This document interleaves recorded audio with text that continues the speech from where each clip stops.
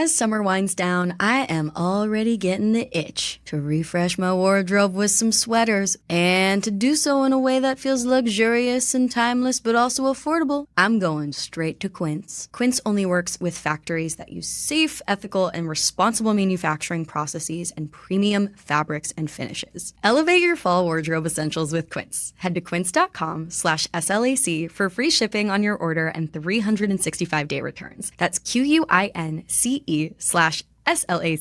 to get free shipping and 365-day returns. Quince.com/SLAC. The views expressed on this episode, as with all episodes of Sounds Like a Cult, are solely host opinions and quoted allegations. The content here should not be taken as indisputable fact. This podcast is for entertainment purposes only. When you are actually kicked out of that cult, because it is a cult, they will turn on you with guns blazing. And that's how you know that they don't actually have the grace that they're singing about. They don't actually have the mercy that they preach. It's spineless love. The #1 Billboard song right now is a Christian song called Ordinary. There are so many of these white bros singing Christian music in the Billboard Top 100 right now, singing about being a wretched worm for Christ. It's this kind of like masculine Christianity that I think is becoming popular again, as there's this bit of a rightward shift in culture at large and a bit of a toxic masculinity resurgence happening right now. I feel like that's really tied to what's happening in Christian music at the moment. Oh my gosh, yeah. Top 40 is always such a sign of the times, and this is a sign of these culty times. This is Sounds Like a Cult, a show about the modern-day cults we all follow. I'm your host, Amanda Montell, and I'm an author. And I'm your co-host, Reese Oliver, Sounds Like a Cult's resident rhetoric scholar. Every week on the show, we discuss a different fanatical fringe group or guru from the cultural zeitgeist, from roller derby to Dave Ramsey, to try and answer the big question. This group sounds like a cult, but is it really?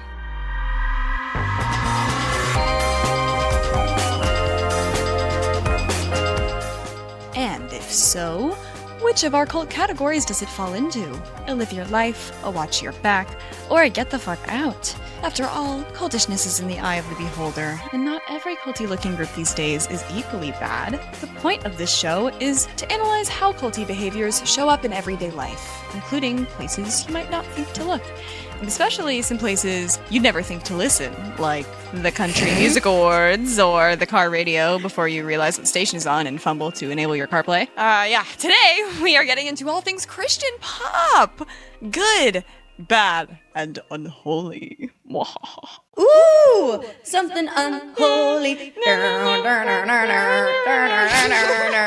So sorry. I have a confession. This is so uncharacteristic, and I don't know what this is about me because A, I'm an atheist, and B, much of my job now is to critique religion, but I love Christian pop music. That seems like a fun fact I could have guessed about you. Wait, why? Because growing up, you were not at all religious and went to church with your best friend just for funsies, for the vibes? Like, that's why. Well, it's just so haunting. Let me clarify. I love it the way that people who are scared of sharks love Shark Week, you know? Like, the way that people are fascinated by things that terrify them. But yeah, when I was in middle school, I loved Switchfoot, Reliant K, Flyleaf. Get a little bit older, I'm out here stomping and clapping to Mumford & Sons. I don't know if that shit is totally Christian, but it's at least Christian coded. What? Yes, Christian coded. I'm out here obsessed with Sufjan Stevens, with Julian Baker.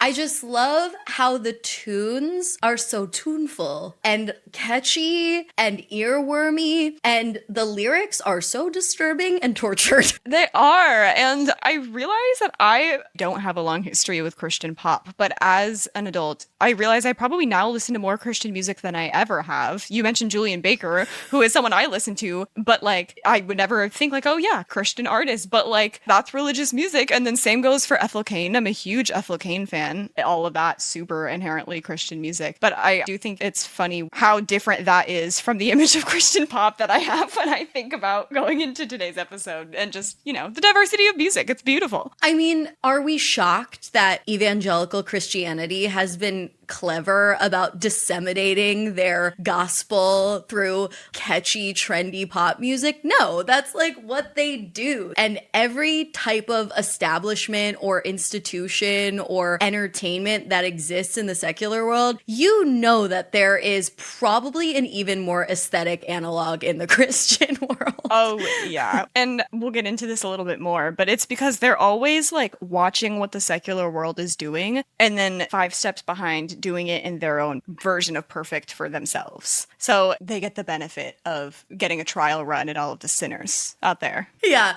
The sinners walk so that the Christians can walk on water. Literally. Okay? It has been a while since we recorded one of these religious deconstruction themed episodes. We had our Purity Rings rerun earlier this year, but it is so high time. And I mean, I keep saying like the consumerist episodes are my favorite, the fandom episodes are my favorite, but no, this Christianity and pop culture stuff, it feeds me. It's truly, I think, the most pure, unadulterated form of cult meets culture in its most prime example. And this episode is exciting. Y'all listeners have to stick around because we have 2 incredible guests, an author and a former Christian pop star who both have such incredible insights on the whole world of Christian pop music. But to like represent this topic in a meme, it just makes me think of that TikTok that I know we've showed on the Sounds Like a Cult feed at some point of this former Christian being like, not me growing up in megachurch culture thinking that I was so obsessed with Jesus. And then I went to my first Harry Styles concert and I was just like, oh no, I just love live music. My 7th grade boyfriend, hey, he really tried to evangelize to me. He really, really wanted me to convert to Christianity because his family like really loved me. But yeah, I was not a little religious 13-year-old and that was not okay.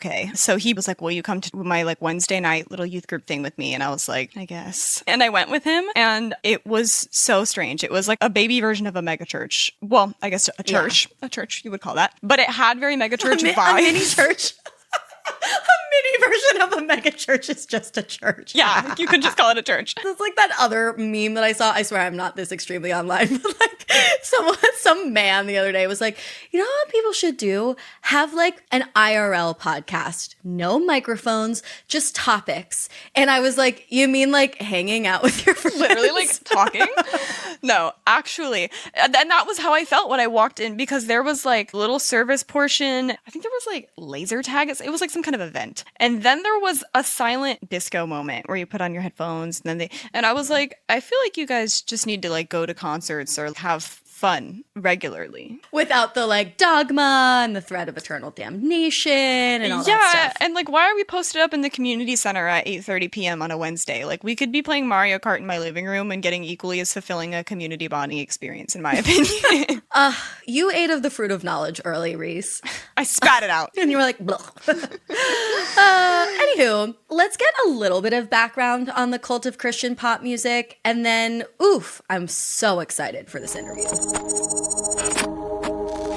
So, contemporary Christian music, as we know it, began with the sort of folksy Jesus music of the 1960s. Okay, are we surprised? It's this peak cult era that we keep returning to. And over the following decades, it expanded. Early developments included the establishment of the DIVA Awards by the Gospel Music Association of 1969. Same year as the Manson family murders, a lot was happening. And then, soon after, Maranatha Music was established, a Christian music label that actually started as a culty little offshoot of the Calvary Chapel in 1971, which was an association of charismatic Christian evangelists. So we're in the 60s, we're in the 70s. A lot of experimenting is happening socio-spiritually in the United States, and the Christians are trying to get in on it. So over the next 30 years, Christian culture and secular culture, including pop culture, became increasingly enmeshed. And in many ways, the products of Christianity became less fringy. So, for example, the explicitly religious Christian bookstores and TV channels and radio stations that might have once alienated a Jesus-loving kid from his classmates' hey Arnold discussions were no longer the only place where said kid could find belonging, because now Christian music was spreading its wings. And secular kids like me didn't even question it, because that shit was catchy. Evangelicalism's decision to, I guess, mainstream their ministry in the form of their version of contemporary pop music wasn't an accident. It was a way to bring secular people into the fold. At least secular people who were okay with slightly gimmicky, slightly bottom shelf versions of the pop music they had so far been listening to on the top 40 charts. Culture writer and religious historian Kristen Kobes-Dumais had a conversation with Vox's reporter Asia Romano for a piece titled How Christianity Conquered the Hot 100. And in it she said, quote, "There was a lot of money to be made in distinctively Christian merchandise, but of course it wasn't presented as a business. It was presented as ministry and as evangelism. The kind of joke about Christian culture is that they just copy what's happening in secular spaces and then produce things of lower quality." Wow, so what does that say about my taste level? So, as the megachurches of the 90s are beginning to cook, they are bringing up with them all of this worship music that has been popularized in decades prior by Christian contemporary music giant Rich Mullins, who, quote, modernized the classic Protestant hymnal structure by combining it with the aesthetics of modern black gospel, emphasizing a soaring, anthemic rock chorus everyone could sing along to. This structure has come to define praise music ever since, end quote. That's the shit that gets me. Yeah. Dare you to move, dare you to move. Reese doesn't know the No, song, and I that don't. is so insane It all to just me. sounds like Toyota commercial music to me. That's fair. Not that that makes it bad. I just think like the drama of it all, it very much gives car commercial a little. Yeah, but imagine if a Toyota commercial was not selling you a car, but salvation. Ooh. See, now maybe I'm interested. Sing along. Right? Now my hands are waving, my flashlight's out if it's a slow one. Exactly. I love it. So, it's the 90s. Pants are getting bigger. Songs are getting bigger. The Christian conferences and megachurches of the 90s and the early 2000s, and the establishment of the iconic Hillsong music from Hillsong Church in 1991 in Sydney, Australia, ensured worship music got poppier and more communal in its sound, and solidified the megachurch sound, baby. And then somewhere in this whole cocktail of these private little bookstores, these super separate nooks and crannies, now a wee little thing called the internet happened. Don't know if you've heard of it. Yeah. Yeah. Right.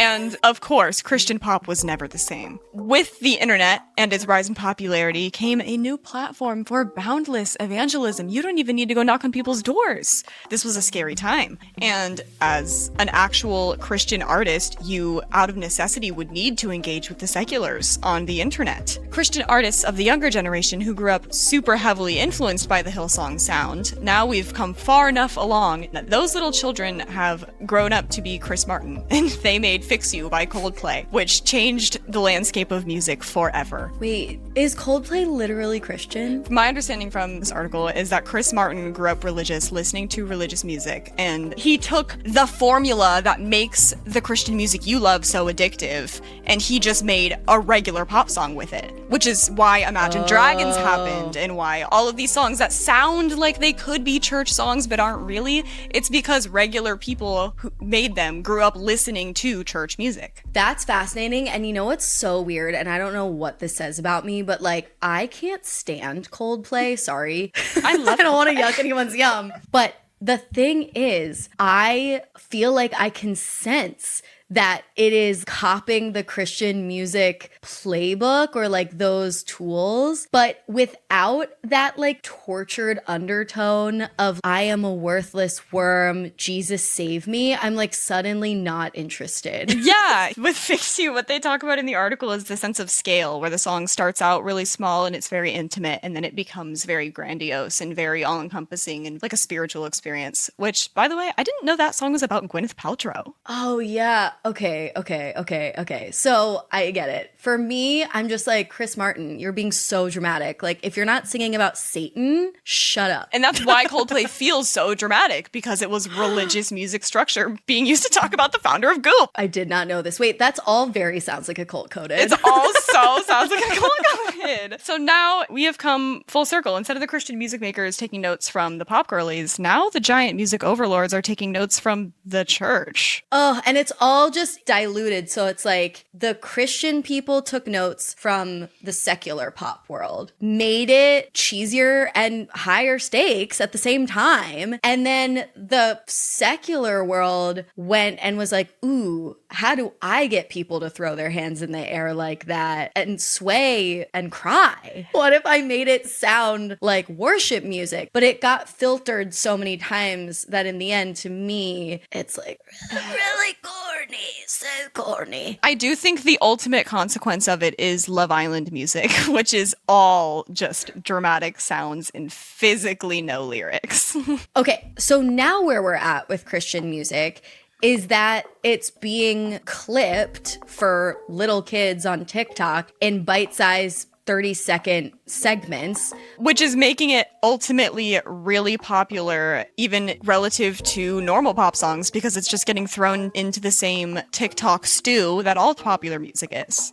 I had no idea until we started putting together materials for this episode that Christian music was on the mainstream rise in this way. According to a piece in NPR titled "Christian Music is Experiencing a Pop Breakthrough," only 39% of contemporary Christian music listenership in 2021 was made up of millennials or younger. Today, that number has risen, like Jesus himself, to 45% and with signs of growth. This is happening alongside the growing numbers of traditional young Christians, specifically young Christian men overall in the United States right now due to Pew Research, which is something that we do discuss more in depth with our guests. But it's just all a little backwards and spooky, but at the same time futuristic. As we've discussed in our Momfluencers episode and in our Mission Trips episode and so many other sort of like internet-y cults on this show, social media has proven not just to be a tool of fame and virality, but a religious evangelization tool, the likes of which we've really never seen before. And as the Father, the Son, the Holy Ghost,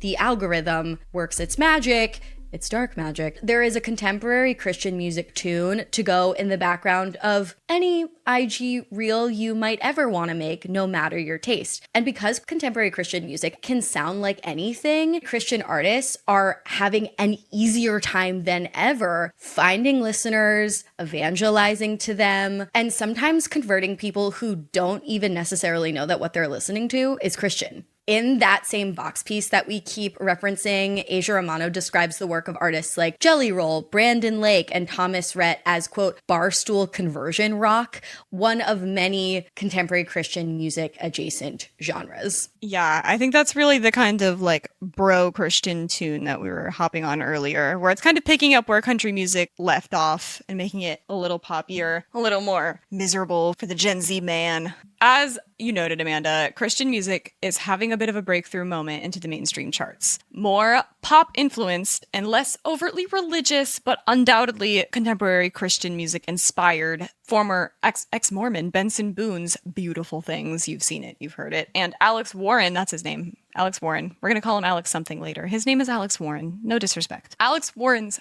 Ordinary are both songs that have skyrocketed through the charts, and they represent contemporary Christian music's most powerful and most ubiquitous offspring, hence us being pretty sick of it. These really dramatic, building ballads that could be religious if you kind of squint, but most of the time are just about like needing to go to therapy and not really wanting to.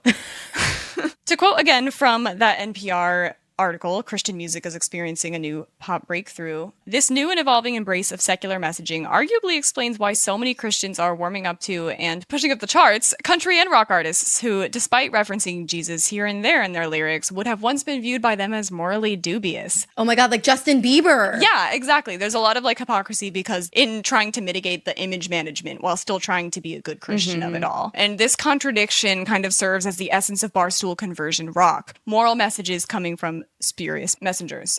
So yeah, last year, Still reading from NPR, contemporary Christian music had its biggest streams on Spotify, where the genre experienced a 60% growth rate globally over a 5-year period as artists reach beyond the confines of the Christian market to occupy sparsely held mainstream space. I'm wondering if the rise in Spotify curated playlists that tend to just throw whatever's popular on them have anything to do with that. Because if you're listening to just what's popular and a couple of those songs happen to be Christian, are you now counted as a Christian music listener? And what's the implication of that? Oh my God, I'm probably counted as a Christian music listener. I feel like at this point you definitely are. Is it good that I'm throwing off their numbers? I don't know, but I do love it. Like, I'm so shook by my revelation about Coldplay and why I don't like it. It's because the stakes aren't high enough. I just love how self-sacrificial and intense this music is if you really pay attention to the lyrics. Like, I feel so holy, holy, holy, holy. Oh, I love it. Anyway, I'm gonna stop singing, I promise, because we have serious business to get to. And that is our amazing interview. This was so enlightening. We are thrilled, honored, proud, and filled with worship to introduce you to our two guests today. The first is Joelle Kidd, author of the new book Jesusland, a collection of essays exploring Christian pop culture of the early 2000s, and Julianna Glasse, former pop singer and evangelical Christian turned philanthropist, who just recently launched her organization called This Is What Happens When Women Read. We were able to talk to both of these women at the same time and get these sort of dueling perspectives on the cult of Christian pop, and it was so juicy. After the break, we are so blessed to deliver you this interview. As summer winds down, I am already getting the itch to refresh my wardrobe with some sweaters. Ooh, sweater season. And to do so in a way that feels luxurious and timeless, but also affordable, I'm going straight to Quince. Quince is, quite simply, the best. They offer things like chic cashmere and cotton sweaters starting at just $40, washable silk tops and classic denim pants, otherwise known as jeans. These are timeless staples that you will come back to again and again and again. And I can say that with confidence because I have been wearing my Quince linen short sleeve button down at least twice a week. The best part about Quince, I think, is that it costs half the price of similar brands. That is because Quince works directly with top artisans and cuts out the middleman so that you can have luxury without the markup. Quince only works with factories that use safe, ethical, and responsible manufacturing processes and premium fabrics and finishes. If you want to get some cute stuff and support this podcast, just check out Quince. Elevate your fall wardrobe essentials with Quince. Head to quince.com/SLAC for free shipping on your order and 365-day returns. That's QUINCE/SLAC to get free shipping and 365-day returns. Quince.com/SLAC.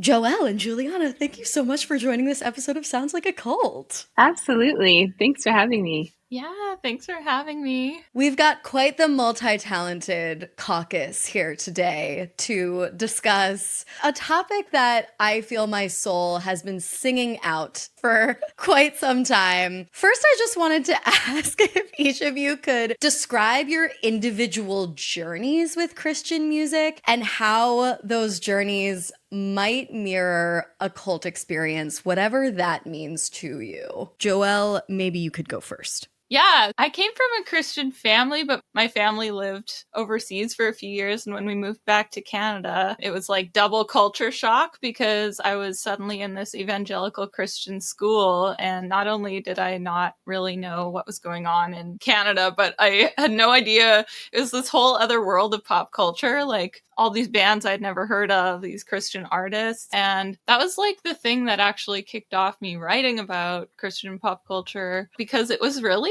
its own separate subculture. And it was kind of my only way to try and make myself fit in. And so I've always found it weird and fascinating. And it does have that little culty vibe of like very separate from the rest of culture and its own little mirror universe. Julianna, Tell us about your story. Yeah, Joelle, thanks for sharing, because I think we're going to balance one another in that you were kind of thrust into it and I was raised in it. So I actually was a Christian pop singer for 11 years. I was indoctrinated deeply into the religious institution. And so for me, it was all I knew, right? It was ubiquitous. It would be like you asking a fish to describe water when it touches every corner of your life. It's really the lens through which you see the whole world. And so for me, it didn't feel like a subculture. It felt like a calling. So I was a pianist and a classical performer, but I knew that I was called to serve women and to serve God by converting people to Christianity by means of my gift, which was music. So sang, performed for women for 11 years, wrote 3 different books, performed at the National Prayer Breakfast weekend for Donald Trump in 2017, because I was like right-wing, Republican, Christian, anti-gay, anti-women's rights. Again, this is the framework through which you see your world. And not only the way that you see the world, but you believe that you are on a mission to save people from eternal damnation. So while it is kind of funny and jokey, it's also fucking dangerous, because this system is built on this ideology that there's a separation of in and out. And not just in and out, like I love how you use, Amanda, like the example of Soul Cycle, which for me, like if you missed Soul Cycle for a day, no one's coming and like calling you to repentance, right? Or like publicly shaming you. Hopefully. Yeah, hopefully not. Might not be a great look for the brand. But in music, you know, for me, 11 years of just really being indoctrinated in that world and serving that world and loving the women. And then I had my 3rd child and I was like, I don't think I could tell my daughter that she is inherently lesser than a man, or that her proximity to God is in direct correlation to her proximity to a man. And then I couldn't imagine telling my son that he was evil and depraved and separate from God, which when you listen to Christian music is the bedrock of all of the messaging. Like, you are evil, you are separate, you do not have value in and of yourself. So you have to have this higher power. And it's a very strange psychological abuse, I believe. And so for me, when I met my first gay couple and I fell in love with them, and I was like, oh, they lied. You're not single-handedly destroying American democracy like I've been told my whole life. They saved my life. The queer community saved my life. And then started reading books. And as I read books, then the world became super threatened that I was in, and everyone from my management to my label to my publishing, because all of these businesses require a statement of faith to be signed. And so it's not just, oh, I'm good at singing, and so I'm going to perform for this crowd of women. It's like, no, you sign on a dotted line. And not only could I lose and did lose my publishing deal, for instance, they could require I pay it back for no longer aligning to these beliefs. So anyway, I digress, but I come from like a very different perspective and have since completely left it and went back to school and started, this is what happens when women read, because the day that I told a man in the church that I was pro queer community, pro women's rights, he said, this is what happens when women read. And I was like, oh, this is what happens. Oh my God. I want Put a that shit on neon a sign t-shirt. hanging in my house. I know that says, this is what happens when women read. Girl, all the merch is coming for you. Good. Thank you so much. I think it's really important that listeners hear that story, because yes, it is easy to have a laugh about how much we listened to Switchfoot growing up and like deconstructing that or whatever. But there are really high stakes here. And when you listen to pop music that means a lot to you, that's secular, especially when you're a young person, it can have this transformative, almost religious seeming effect on you. But when those same chord progressions are infused with the highest stakes you could ever encounter, that being your entire worldly community, but also the afterlife, some seriously culty manipulation can be introduced into the picture. And it is not easy to step away from that. So we're both super grateful to be talking to both of you today. Oh, yes. I mean, we just kind of dove right into the deep end there. And I mean, how culty Christian pop music is, I feel, eludes none of us. But if each of you could maybe just sum up a little taste of the number one cultiest thing about Christian pop music, if you had to choose. Maybe something that people didn't even realize. Yeah. Well, I'd love to hear your insider take, Juliana. I was going to say, similar to what you were talking about, Amanda, it's just that strange confluence of the sacred and the profane, of like capitalism and religion kind of butting heads, where you have this kind of like goofy sounding music, but then it's also like so life or death. They're singing about eternity. Like you have to believe what they believe or you're going to be roasting in hell. So there's something very strange about those two things layered on top of each other that I find very culty, very in and out, very sharp line drawn.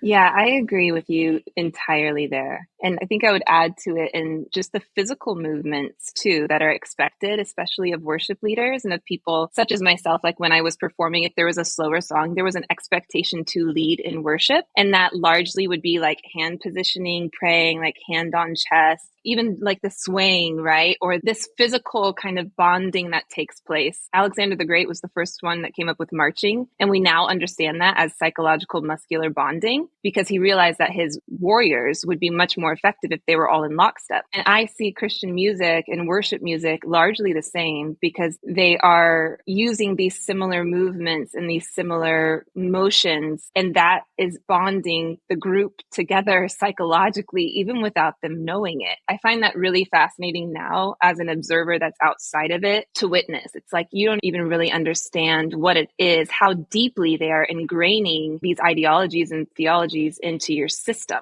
even in a physical manifestation.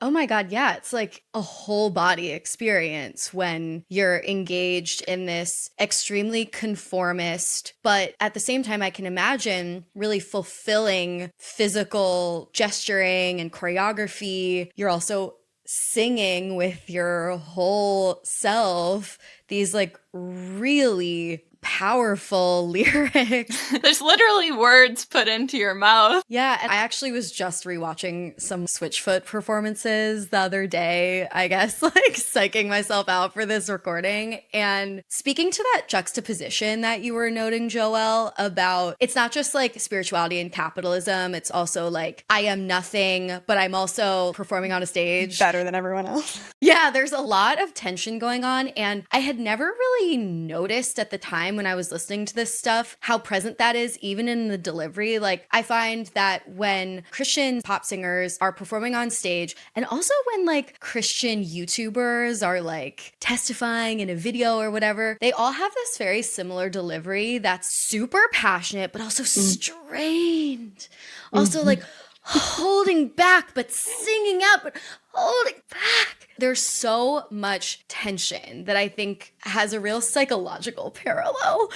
And we wanted to ask, like, you know, I did not grow up Christian. I grew up atheist, sort of Jewish, so not in this world, but my middle school best friend was in the mega church world, and I was fascinated by this. So I was wondering if you could kind of reflect on that early 2000s era of Christian music and what you think gave that style of music at that time such a distinct flavor, and why do you think it appealed even to non-Christians like me? Oh man. I will say that in the trajectory of the growth of Christianity, especially in the United States, Christianity was having like a cool moment. So we were following like the Beth Moores of the world, which Beth Moore was known as a teacher in the conservative Christian world, but she was very, very conservative. But I think that women and Christian women, even women like myself, we were wanting some more freedom. Like we were watching the rest of the world. We were feeling what I call simmers. Like we were simmering a little bit. We were like, okay, I don't want to be a Beth Moore that's like super staunch and won't even sit in a room alone with a guy, but I still want to love Jesus and make my songs. And so it was like, how can we stay within the guide rails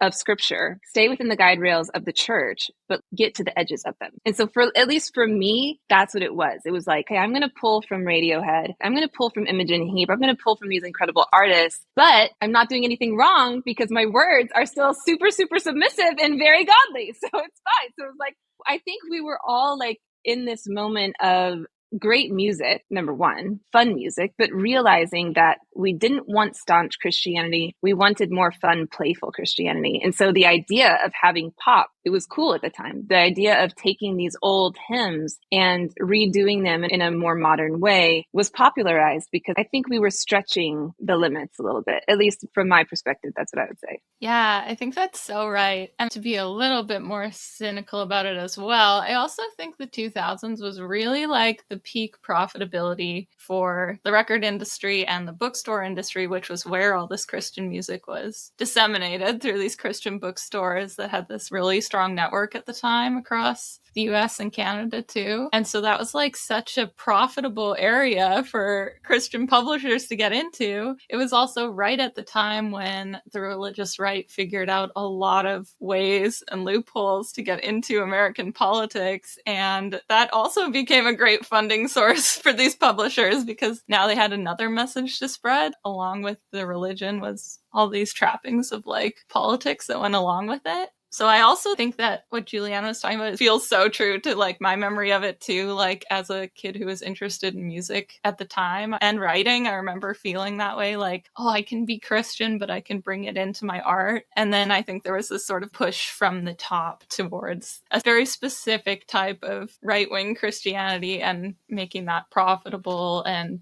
pouring money into it. I would agree with that completely. And I think that religious people are often, and I don't mean this in any kind of pejorative manner, but like they want to do good. And so policy holders and politicians can take advantage of that quite quickly because these are good people that want to do what is right. So the only thing you have to do is instill fear in them, which they know intimately and truly is the reason why they believe what they believe. So you perpetuate that fear and then they do your work for you. And so to your point, Joelle, I think that kind of coercive nature of politicians to use sort of this low-hanging fruit of the Christian culture, of which there are 47 million self-professing American evangelical women in the United States alone. And if they were anything like me, they didn't have voting autonomy. You voted the way that your husband instructed you to vote because he's your spiritual head. And so I think you're entirely right to shine a light on the fact that it was much more coercive than probably what I understood at the time, for sure. It is so chilling to hear you reflect on this early 2000s conflation of pop culture, Christianity, and far-right politics, because look where we are now. It's a little familiar. Yeah, now it's so omnipresent that it's like... Yeah. It's horrifying. It's horrifying. Yeah, I think these two conversations are becoming more and more the same conversation. And it really just makes me wonder, like, if there is one leader of the Christian music cult, who is it? Like, is it Jesus? Is it Instagram Reels? Who is it? I haven't listened to Christian music in so long, and I was listening to a lot of it this last week, knowing this was coming up, and I was like, all these songs that I was hearing in the grocery store and going like, are they playing worship music? But they are! It's Christian music. And it all sounds like Coldplay now. Maybe my hot take, you would think that the musicians themselves would be the cult leaders, but in a way, I almost wonder if it's the fans or if it's the record companies that are distributing this music. Because when I was thinking about it, I think that a lot of, and maybe Julianna, you can speak to this more, but I think a lot of Christian musicians are really being surveilled on both sides by some pretty strict codes of conduct and presentation of yourself and your music. So it's almost like the most visible people are not leading this cult. So true. That's so often the case in the cults that we cover on this show. Yeah, I suppose. It's an astute observation. And I think I would add to that, not being familiar with like the actual artists that are out there performing right now, but I think a mistake that I'll say we, knowing that we're all new friends here, but the mistake that I see many like feminist groups or leftist groups, Democrats, making is that they're trying to approach dogmatism with more dogmatism. And what that does is it just further perpetuates the issue. It makes them louder. I remember when the Me Too movement was happening and I was scared of the feminists. That was not inspiring to me. I didn't feel called to like, yes, wave a flag. I felt like, oh, no, that's scary. I will never be that. I mean, lo and behold, hello. Now here we are. You know, my work on cultish influence and cognitive biases over the years would lead me to agree with you there. When we feel beyond our ideas being threatened, our community is being threatened, when someone challenges us, we tend to backfire and double down with like even more intense belief. So like we say on the show all the time, nobody likes to be told that they're in a cult and that they're brainwashed. It's not effective. But I am just curious how was the Me Too movement framed as something scary to you at the time? Oh, to see women in their full power, to see women marching and being loud and using their voices and clearly not being submissive to their husbands and saying the thing that no one was supposed to talk about. Like that for me was threatening to this ideology that I was trying to maintain. So the work that we're doing now and that I'm doing is like, I'm working on a curriculum right now with a professor of clinical psychology at Berkeley. And we're working on a curriculum that will help a woman leave religion in a gracious way and recreate a meaning making system in her life. Because all of these ideals from love, love to me used to mean telling the gay community that they were in sin. So you have to reframe, what does love mean to me now? What does justice mean to me now? What does it mean to be a woman now? So anyway, we're working on a curriculum that hopefully we will be able to get into the hands of millions of these women here around the United States to help aid them, not be afraid of liberation, but to be inspired by it and to know that liberation can come and that they can do it in a beautiful way. Wow. That is amazing, I have to say, first of all. And second, it is really fascinating to hear you explain all of that because, Christian pop music might sound like a small ingredient in this whole recipe, but because it is so consumable. And yet the message of all these songs is still, you are nothing. You do not have individual power. The stakes are so high for something so casually consumed. Yeah, exactly. I can easily see how mainlining that into your veins from a very young age could frame feminism or female empowerment as highly threatening to everything you've ever known. Julianna, who do you think might be the cult leader here?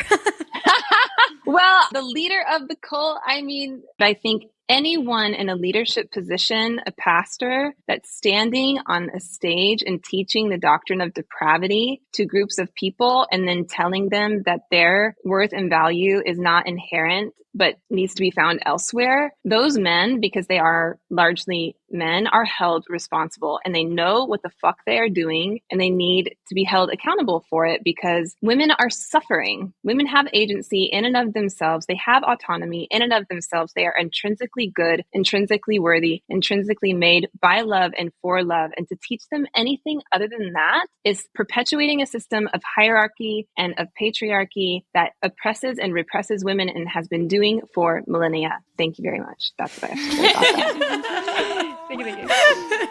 Thank you and good night.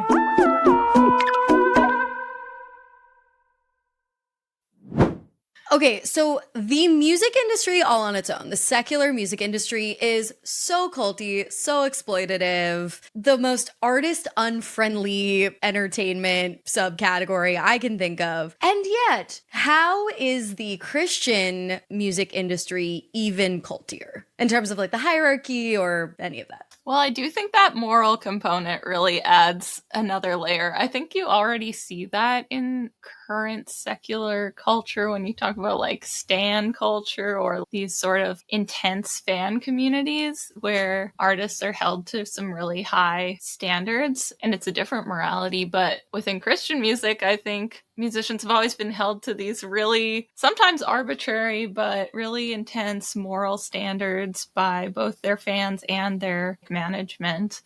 I was just talking to my partner who grew up in Ohio, grew up really conservative evangelical, and they had this friend who would like follow a blog that would keep tabs on all their favorite musicians. And Switchfoot once, the rumor was that they had puked on stage, and so therefore they were all drinking and they were hungover, and that's why. And so they were fallen from Christ's. And it turned out they had food poisoning or something. But I feel like there's a kind of like rabid fan behavior that it's just got a little extra twist of those high stakes we were talking about of before. Eternal damnation. Eternal damnation, exactly. Yeah. I remember having a really difficult moral dilemma around having shows on Sunday because I wasn't supposed to work on Sunday. You're supposed to recognize the Sabbath. And I remember fans asking me, like, how could you have a show and be working and making money on a Sunday? So there was that component for me. Definitely the morality, Joelle, what you're talking about. Oh my God. I remember not listening to Amy Grant when she got a divorce. I was like, well, she's living in sin. It's over. She was over for me. Like, you could not be a godly Christian individual and be divorced. Those two things were incongruous.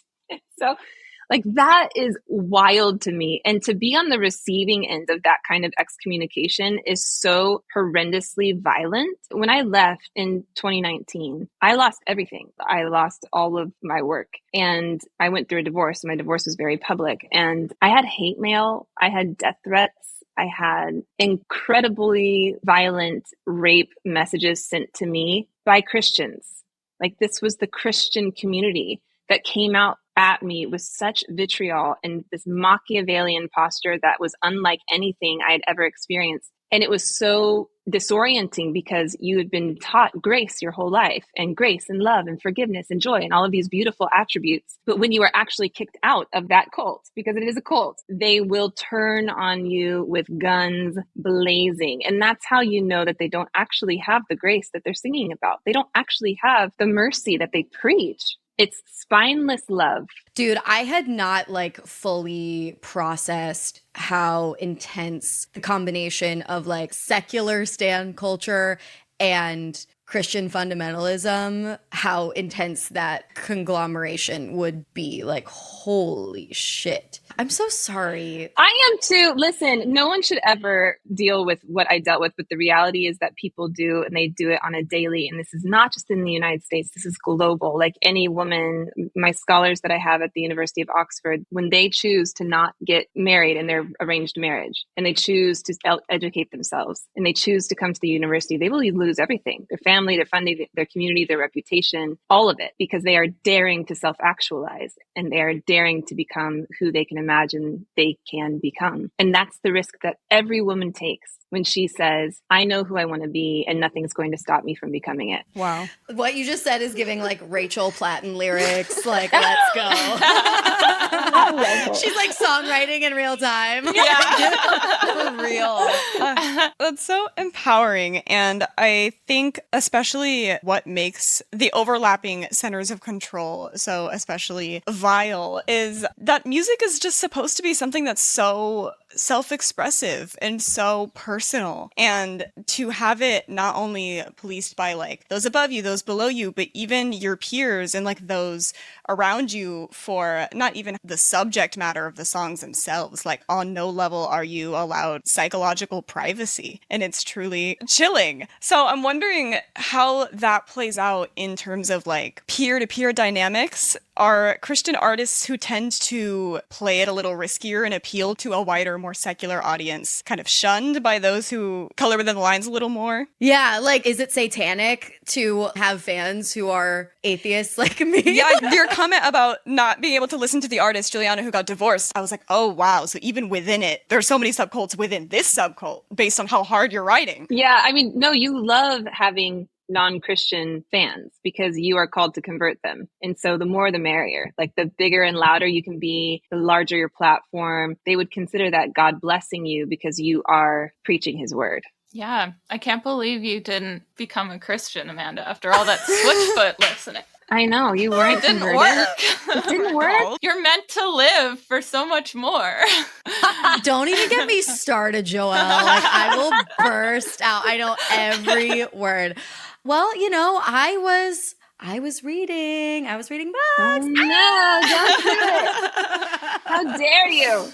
So, stan culture obviously is something that is so hot and just like such a high pressure environment. And being a fan of anything nowadays is impossible to do casually, especially music artists. You know, the barrier to entry, it's so expensive. There's so much time you need to dedicate. And then obviously Christian pop music adds a whole new layer to that. So what makes the fans of Christian pop artists cultier than those of normal pop artists? Well, I love this question because I love them. Like my heart is for these fans. I love these women so much. I served them for so many years. I spent so much of my life singing and writing for them and teaching them. And so I adore them with my whole heart. I think what makes it cultier is that they're looking to you as a leader, and not just a leader, like a mentor or someone to look up to, but actually a spiritual leader. And that's a problem. You know, for any one individual to usher out their agency, you're not going to do that sexually or psychologically or intellectually. You have autonomy over those parts of your life. Why do we usher them out spiritually? We need to reclaim spiritual autonomy. Reese, to your point, spiritual privacy. Like, what a notion to not have to divulge for the world or fillet oneself out for everyone to see. Like in the Christian world and in the Christian pop fandom world, how are you is a loaded gun. It's how are you before Christ, and who are you witnessing to, and what are you struggling with, right? And like, what do you need to repent of? What do you need to confess? So these are very deep, internal, sort of existential questions that it's too much weight for any one woman to carry. It's too much weight for any Christian pop fan to carry, and it needs to change. Yeah, that's so true. It's so heavy, and I think it's like the parasocial relationship that people have with celebrities or with their favorite musicians. But again, it's got that extra level of spirituality, which this is kind of a beautiful idea. Like, people have literally probably sung your songs and felt like they were having a spiritual experience and have had like a really deep religious connection to it. But it also takes on such a weight in terms of this relationship that they have with someone they've never met and maybe never will talk to in real life and don't really know, no matter how much people think that they know each other within Christianity, because you are supposed to lay your soul so bare and kind of like confess all your sins. You know, we released an episode on the cult of rave culture earlier this year, and Reese made a really good point where she was like, the raves are getting churchier and the churches are getting ravier. Yeah. And we talk a lot on this show about how secular spaces are being infused with more religiosity, as just like Americans' relationship to spirituality is changing. And actually, though, Pew Research reflects that a lot of young Americans are returning to traditional Christianity in a big way, which could be the result of anything from rebelling against their atheist parents to looking for community in disconnected times to our right-wing government. But your commentary here is important to hear as a perspective shift, because ultimately, like, you could have the most hardcore Swiftie, and odds are that person doesn't actually think that if they master being the perfect Swiftie, they'll get to talk to God somehow. You know? Exactly. Well, props to Taylor Swift for not claiming that she could. You know? Bro, so because if she came out and started saying that, you better believe people would fall in line. Oh my God, 100%. The first time I ever went to a Robin concert, IRL, I was like, if this woman wanted me to vote against my own interests, I would consider it. Honestly. We worship, in scare quotes, these artists. But when it comes to Christian pop artists, those scare quotes go away. That's so true. Yeah. And what really kind of scares me is how much our culture loves to scrutinize celebrities and like find things that they do wrong. Whereas this almost feels the other way, where it's like, we can't see you doing anything wrong. And to exist in the eye of both of those forces is a really paralyzing way to live as a Christian pop star, I imagine. Yeah, that's such a great observation. And I think you're totally right. It's like the opposite side of the same coin, right? And I think we observe it in our culture right now, this, what I consider to be the most anti-intellectual movement that there is, which is cancel culture. And the Christian world is built on this in and out mentality. And so when a pastor ends up just being a dude, my dad was a pastor, he's just a guy, you know? When I decide to change my life and to get a divorce and go back to school, it's like threatening their system. And so this idea of canceling people is really frustrating to me, because it shows that we are not evolutionary beings when we are. We're supposed to be able to map our progress. We should be able to look back 50 years and go, oh shit, we got that wrong. But like, yay, we got it wrong. That's why I love science so much, because science exists to prove itself wrong and to know more and to know more and to know more. And when you live in this very binary way of believing and belief system like Christianity, then there is no movement. There is no evolution to being certain. The system continues to exist because the certitude is there. Oh my God. Come on now. The poetry of evolution. I'm like trying to worship you right now. I know. I feel like people thought this was going to be like a fun, lighthearted episode, and the listeners are getting like a thorough awakening right now. Literally. I'm like, let's talk about evolution. You know what? I saw the questions and I told my team, like, oh God, I'm going to throw a wrench in this, because like I've lived it and there's like some scariness to it. No, this is the tone. This is exactly right. You two are perfect. And yet, perfection doesn't exist. I want to know from both of your perspectives, what makes a perfect Christian pop star? So far, we know it's someone who's not divorced. But if you could help build us a perfect Christian pop star, what does this person look like? What merch are they selling? What beverages are they serving in the lobby? Like, where are they performing? What does their Instagram font look like? You know, like, paint us a picture. Not to offend any Christian music fans, but there's something a little bland about Christian music, and I think it's a mass market kind of genre. So I feel like you have to be pretty, you have to be, attractive, but you have to be sort of like acceptable to anyone. And there's like a little bit of a middle of the road vibe. It's like Benson Boone, right? Like, he does backflips and he still seems kind of bland. Like, I don't know what it is. That is so true. He could be like walking on water in like little androgynous heels, and everybody would be like, bland, love him. So bland. Throw him on in the background. Yeah, I definitely agree. There's like, you have to be cute, but like not too cute. And you have to be fashionable, but modest. A certain level, but yeah. I mean, modesty for sure. So like, I think that's great. The floral thing. Oh, one really interesting piece of it is the pitch of the voice. Like, when you are a Christian pop singer and you are here to talk to the women and to worship with you and to pray with you, like, there is just this really sweet tone and like breathy and airy. That is so fucking weird. No, it is. It's breathy, but it's tortured. Yeah. It's tortured. Yes. It's repression. There is a book called A Well-Trained Wife by Tia Levings, who she's fucking awesome. I know. We had her on the show. You did? Oh, Carrie, I'm so happy. She's a friend of mine. But she talks about this too, like the expectation of where your voice is. I mean, perfect pop star has kids, or they'll dress in like very consistent, not fashion forward, but like long and flowy, or like kind of Nashville monochromatic, flat billed hat, skinny jeans, white on white on white. And like the merch is the cup that has the one flower that has like Jesus freak on it or something, or like...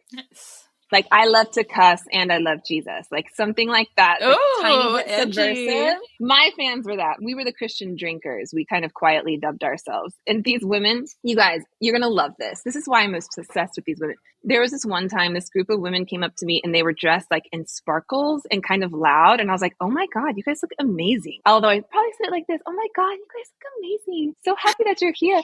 And I was like, I love what you're wearing. You look outstanding. And they said, oh, we changed in the car because our husbands never would have let us wear this. So we went shopping together. We hid these clothes. We got changed in the car on the way. And then we'll get changed on the way back. Oh my God. It's like something a teenager would do. We want to be set free. Everyone wants to be set free. If you're listening to your heart, damn, you want to be set free, and we'll find any way to do it. Whether that's just wearing sparkles at a Christian pop concert. Okay.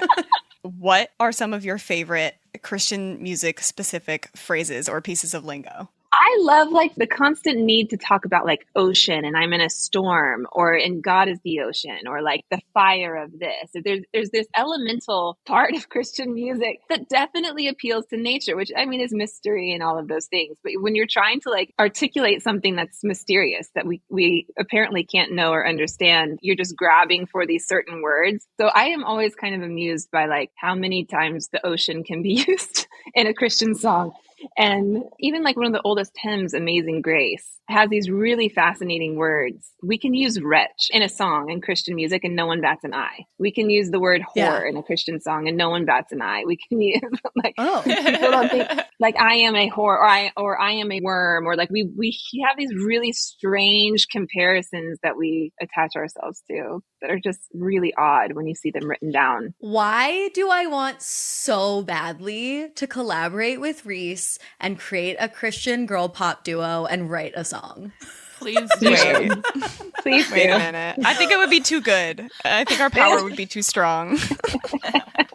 But we should cut it. Oh no! I am obsessed with this. But again, it is very fucked up. But that's the problem, is that there's so much delight in all of this that like it can so easily mask the most nefarious, dangerous shit. Well, music is so straight to the heart, and it's also like there's a reason why you sing mnemonic rhymes to remember things. Like it really worms its way into your brain and into your constant everyday thought patterns, and it stays with you. I still know every lyric to like a Reliant K song I listened to a lot in high school or something, you know? Like it's just in there.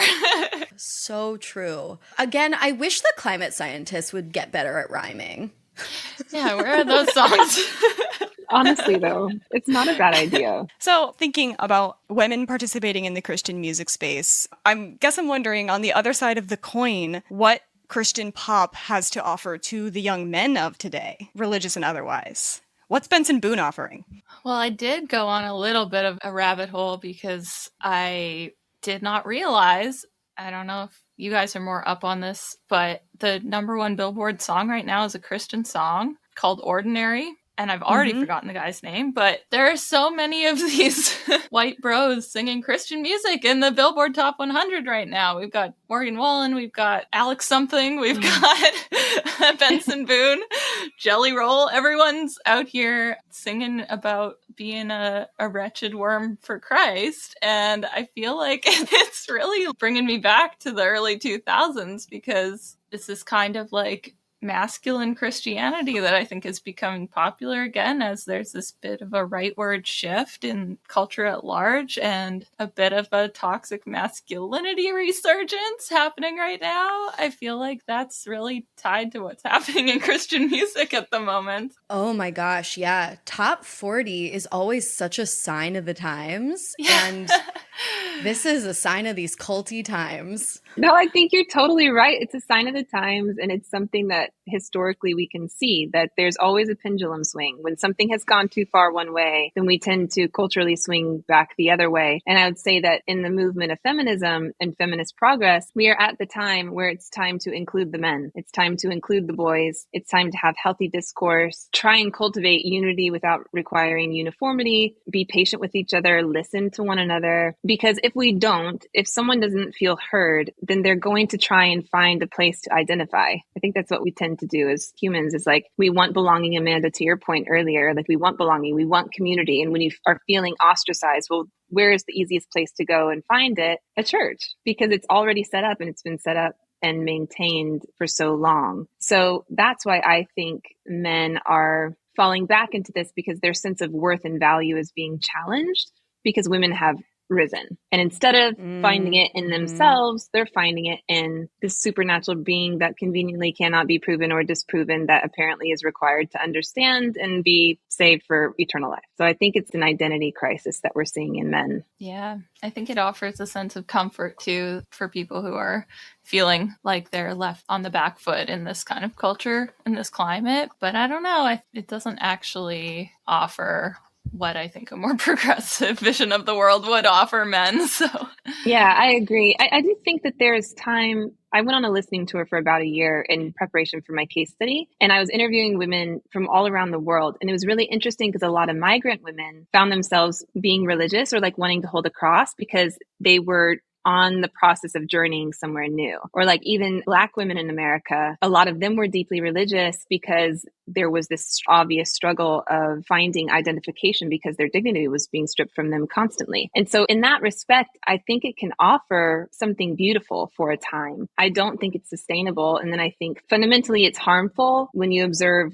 globally the seedbed of all inequality is religion, is this weaponization of a godhead. Why? Because it can't be proven. And so it's just super convenient. It's like the most powerful weapon in the world. So I think when we see this observation of men flooding to Christian pop music and flooding to church and flooding back, we have to ask ourselves the larger question, which is why do they feel like their identity has been stripped of them? And how do we keep that from happening, even in our own conversations? Because that does not benefit the well-being of humanity at large. I'm so glad week after week to continue having these culty conversations because we are communalists as human beings, and our ability to find belonging and identity and solace or whatever, is being compromised in a big way right now. And we do need something to give us hope and even answers that don't exist. But the reason why I think that this podcast is an important place for me to keep coming back to, in addition to just like a fun place, is because I too am on this like daily quest to find how I can make the best of cultishness while avoiding the worst. And yes, we make fun of these groups sometimes, or poke fun, I'll say, because the humor like makes it a little more accessible and takes the edge off of some pretty heavy subject matter, I think. But like at bottom, I do think that having these conversations is significant because it allows us to think about, how do I want to find meaning and belonging these days in a time when like there is so much exploitation and there are so many sinister, power hungry figures more than willing to take advantage of us. And that's why we have our live your life, watch your back, get the fuck out system, you know, to be able to tell what's what. Participate at your own risk and for your own benefit. Yeah. Yeah, you guys do such important work in bringing people together and listening and asking thoughtful, provoking questions and really being willing to approach difficult and somewhat taboo subjects as well, right? Like cults inevitably have this sort of taboo nature about them. Even the word cult, as you know, Amanda, like is difficult to even define. And so I love what you're doing. I think it's really important and just important for everyone to continue thinking about. That is so nice to hear, especially from someone with your background, because we do sometimes get some like pretty intense, almost like gatekeepy sort of criticism where people be like, how dare you throw around the word cult this way? And we're obviously not the only people doing that.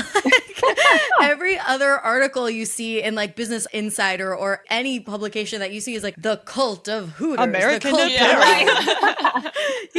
yeah, exactly. The cult of American Apparel. Like that's literally a Netflix documentary. So we're not the only people. We're just talking about human behavior. Like it's Yeah. people get so cagey. Anyways, we have a couple more questions for you two delightful humans. Joelle, you touched on this a little bit. What do we think the swing towards Christian and or generally religious flavored music is telling us about where we are as a society and where we're going? Yeah, I mean, it's like time is a flat circle. I just really feel like we're back in the Y2K era sometimes. I think it is like these things we've been talking about. I think right-wing movements have gained popularity when people are scared and people need that comfort and that security of the status quo that might not even have existed, but that they believe they could get back to some kind of nostalgic paradise that didn't really exist. Hence, Make America Great Again as a slogan. So I think that's like part of what we're living in right now. And Christianity is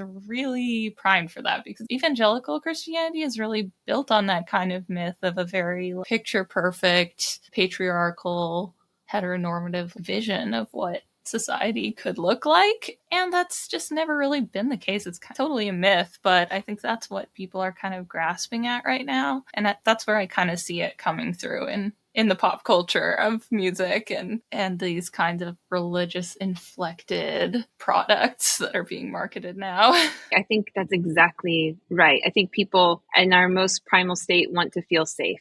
And if they don't feel safe, religion is a very easy structure to go, okay, I'm safe now. I'm safe with my community. I'm safe with my little Bible and I'm safe with my God. It's almost like my kids, when they were little, always carried around a little blankie with them when they'd go to bed.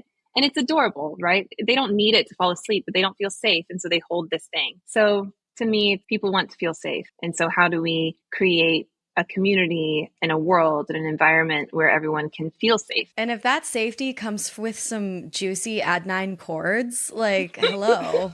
Can't be judged for that. Truly. One last question for the both of you. Can you please just recommend 3 Christian songs that like aren't that toxic that we can all just like jam out to later?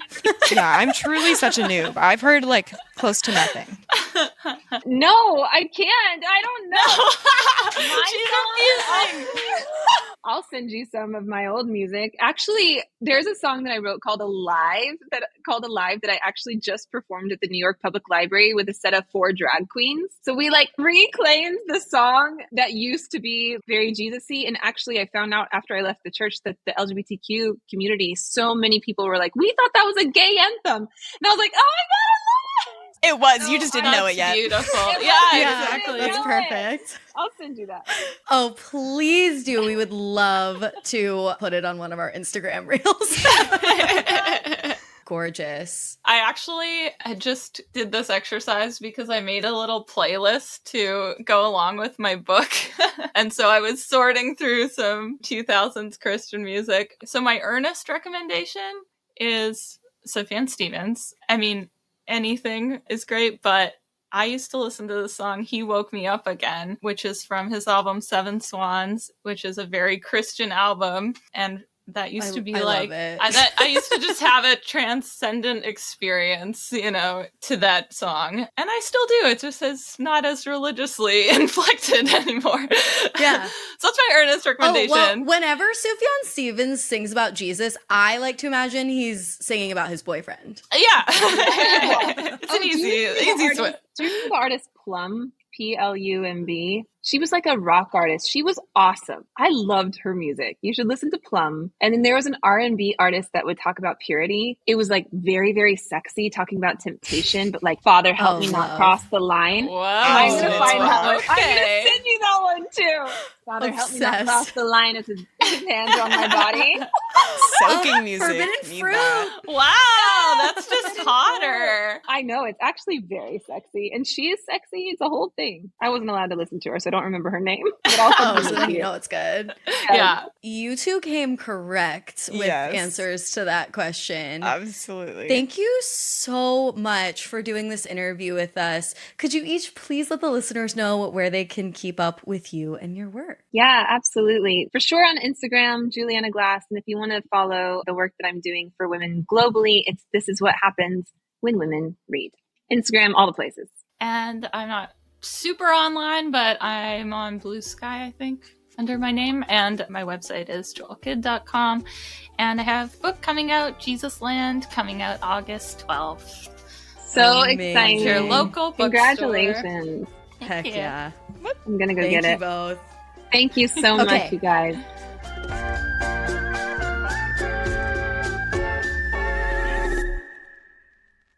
Reese, out of our 3 cult categories, live your life, watch your back, and get the fuck out. Which do you think the cult of Christian pop music falls into?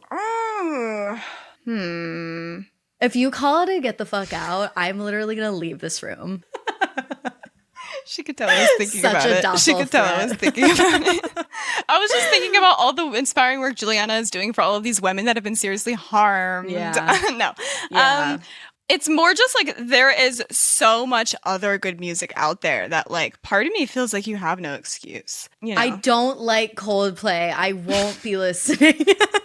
I'm not saying it has to be Coldplay. I think I'm gonna call it a watch your back because I think enough people are listening to it that clearly are not affected by it at all and don't even really know what the vibes are. I don't know. Like Benson Boone, watch your back. Yeah. I think it has to be a watch your back because even though there are no. Now I'm thinking because like the most extreme version of this is so bad, but that's only because of evangelicalism in general in this country right now. Yeah, like I don't know if it's necessarily worse than either of the individual cults it's comprised of. Either the pop industry or...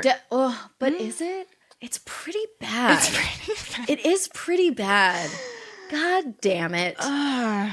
Well, yeah, I guess, okay, as long as I don't have to give up Sufjan Stevens or Julian Baker, then I'm comfortable calling it a get the fuck out. There's a lot of suffering and disempowerment going on here. And maybe you're right. And I think a lot of subpar music being pushed to the top of the charts. So true. Yeah, I think Bro Country needs to be held to a higher standard. That for sure. Okay, so it's a tentative get the fuck out, but Get the fuck only out, until we can... Steal some shit on your way out. If secular pop music can just raise the stakes a little bit, then we can comfortably get out. Can we just get a little more grandiose with it? Yeah. Let's have a little fun.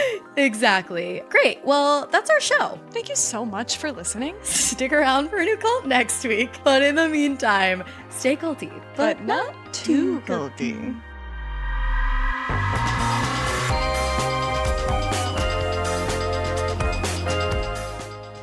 Sounds Like a Cult was created by Amanda Montell and edited by Jordan Moore of The Pod Cabin. This episode was hosted by Amanda Montell and Reese Oliver. This episode was produced by Reese Oliver. Our managing producer is Katie Epperson. Our theme music is by Casey Cole. If you enjoyed the show, we'd really appreciate it if you could leave it 5 stars on Spotify or Apple Podcasts. It really helps the show a lot. And if you like this podcast, feel free to check out my book, Cultish, The Language of Fanaticism, which inspired the show. You might also enjoy my other books, The Age of Magical Overthinking, Notes on Modern Irrationality, and Word Slut, A Feminist Guide to Taking Back the English Language. Thanks as well to our network Studio 71. And be sure to follow the Sounds Like a Cult cult on Instagram for all the discourse at Sounds Like a Cult Pod, or support us on Patreon to listen to the show ad-free at patreon.com/soundslikeacult.